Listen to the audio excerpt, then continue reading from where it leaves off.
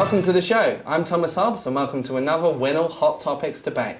Now, Facebook has gone from strength to strength since going live in 2004 with around 500 million users currently active, and its creator Mark Zuckerberg becoming the world's youngest billionaire. It seems that the geek really shall inherit the earth.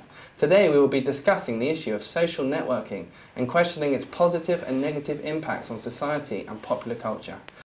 Well, just last year, 18-year-old Keely Houghton was the first person to be arrested for Facebook bullying.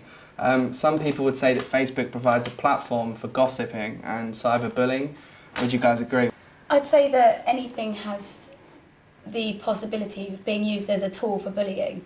Certainly with social networking, because it is so easily accessible and people can read a lot of things on it, then yeah, it can be used in that way, but I don't see that it always is, and I don't see that that's its main focus. Obviously, as communications officer at the Student Union, I'm guessing you use social networking a lot to promote the Student Union. I just wondered if you could maybe touch on how you use social networking positively in that respect. Yeah, certainly. I mean, the Student Union have a Twitter account as well, and that's obviously uploaded straight onto our Winchester Student Union website, which means that we can constantly update students with anything that's breaking news in terms of things that are going on at the Student Union. And also it's good for getting support for things like the national demo that's coming up on November the 10th, as a backlash for the Brown Review that came out today. And it's a useful tool for us as exec members because we can keep in touch with other exec members from other student unions and share. Well, Facebook has come under attack recently, quite a lot in the media, for its lack of security and blocking a lot of private information. They rejected the red button, which was an initiative basically to flag more suspicious activity on the site. Do you guys think Facebook is doing enough to protect especially young people's private information? I think they're already doing quite a lot. They've got various systems and they do react to the feedback that they get. I suspect they've got someone actively monitoring their Twitter feed because that's where people tend to complain about Facebook, and that's where you find out what's going on. I think a lot of it is about helping people be digitally literate so they understand that what they're putting online, where it could potentially go, whether it is an issue of privacy. I mean, I don't really want to put anything online that I wouldn't want to end up on the front page of a newspaper. Even though this is for my friends, you never know when it might get out. As the American Studies lecturer here, Alastair, how big would you say Facebook's impact has been culturally in America? Obviously, President Obama is a key user. I suppose the assumption is that America will get there first, so the impact it's had upon America is the impact it will have upon the rest of us. And what's interesting is that I think that lag time is increasingly being erased. And I was interested when you said at the beginning that Facebook had come into existence only 5 years ago, because I find it's already hard to imagine a time before it existed. And that's a bit like how, I suppose, students your age think about email. You've never lived in a world without email. Well, I'm old enough that I have, and I remember the world before, and it was horrible. And I suppose the thing about Facebook that always interests me is I think it's successful precisely because it's not something like, say, MySpace, where MySpace in some ways was a primitive form of giving you a sort of page of your own and you could put stuff up there, but who knew if you'd visit?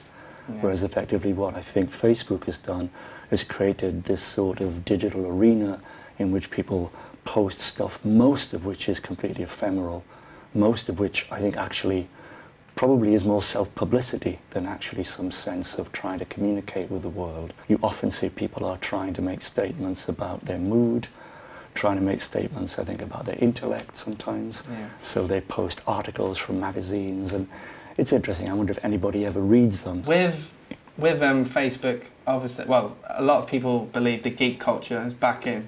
It's big again, with shows like The Big Bang Theory being quite big. Do you think Facebook is responsible for this shift in No, not really, because I think the success of Facebook is how ordinary it is.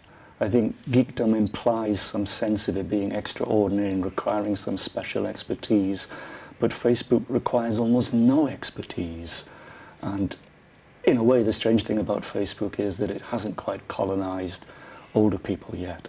I may be the oldest person on Facebook amongst the group of friends that I've got, but there's no reason why My sort of elderly mother couldn't be on it in her 70s. There's no reason why that shouldn't be so, because I don't think de facto in itself it actually does anything that requires particularly geek knowledge, and the skill of the creation of it really was to invent an interface that seems so ordinary. According to Reuters, Facebook had an estimated revenue of around 800 million in 2009, and some experts predict the revenue to hit the 1 billion mark this year.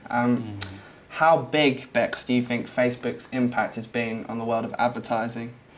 If you look at the amount of advertising that people feed through on Facebook, and I'm not sure how many people realise that that is actually, it's feeding off the information that you put in.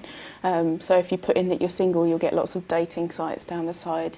And of course, print media has been losing a lot of its revenue to online media, and Facebook being the biggest place that people are, that's where a lot of the material is going.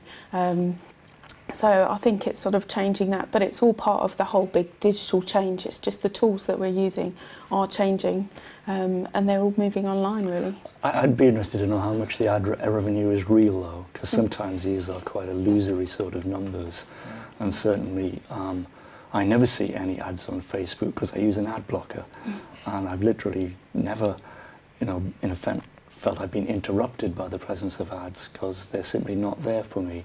I suppose I should go home this evening and switch it off and sort of see what I've been missing. But I'm not aware of it really in that sort of way. Well, here with Winnow, news is obviously high on our agenda. Would you guys agree with the view that perhaps social networking is becoming as big as a news tool now as news feeds themselves? Like citizen journalism obviously on the rise. Do you think Twitter and Facebook are becoming big aids for news companies? I'd like to look at the statistics of when people go online to look at it. I mean, is it predominantly, like Twitter, something that people do constantly through the day, or is Facebook maybe more specific times of the day? Because I think the thing about a news feed is you need to be checking it regularly. Yeah. And employers are starting to notice when people are on Facebook when they should be at work, and starting to frown upon things like that. Yeah. And it's even considered to block it from It depends if work Facebook servers. is part of your work, though.